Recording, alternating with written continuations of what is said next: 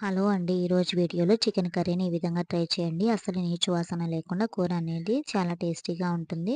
దీనికోసం నేను ఇక్కడ హాఫ్ కేజీ చికెన్ తీసుకొని శుభ్రంగా కడిగి హాఫ్ టేబుల్ స్పూన్ పసుపు, ఒక టేబుల్ స్పూన్ కారము, ఒక టేబుల్ స్పూన్ సాల్ట్, కొద్దిగా కరివేపాకు, ఒక టేబుల్ స్పూన్ ఆయిల్ వేసుకొని ఉడికించుకొని పక్కకు పెట్టుకుంటున్నాను.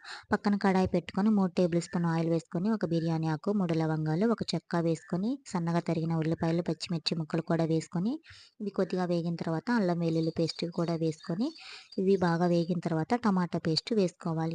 ఈ టమాటా పేస్ట్‌లోనే హాఫ్ టేబుల్ స్పూన్ పసుపు, రుచికి సరిపడినట్లు ఉప్పు, 1.5 టేబుల్ స్పూన్ కారం కూడా వేసుకొని పచ్చి వాసన పోయిన తర్వాత పక్కన పెట్టుకున్న చికెన్ ముక్కలు కూడా వేసుకొని ఒకసారి బాగా కలుపుకొని కొద్దిగా వాటర్ యాడ్ చేసుకొని ఒక టేబుల్ స్పూన్ ధనియా powder, half tablespoon garam masala వేసుకొని కూర దగ్గర పడుతున్నప్పుడు పైన కొత్తిమీర వేసుకుంటే ఎంతో టేస్టీ చికెన్ కర్రీ రెడీ అయిపోతుంది. నా వీడియో నచ్చితే లైక్ చేయండి, సబ్స్క్రైబ్ చేసుకోండి.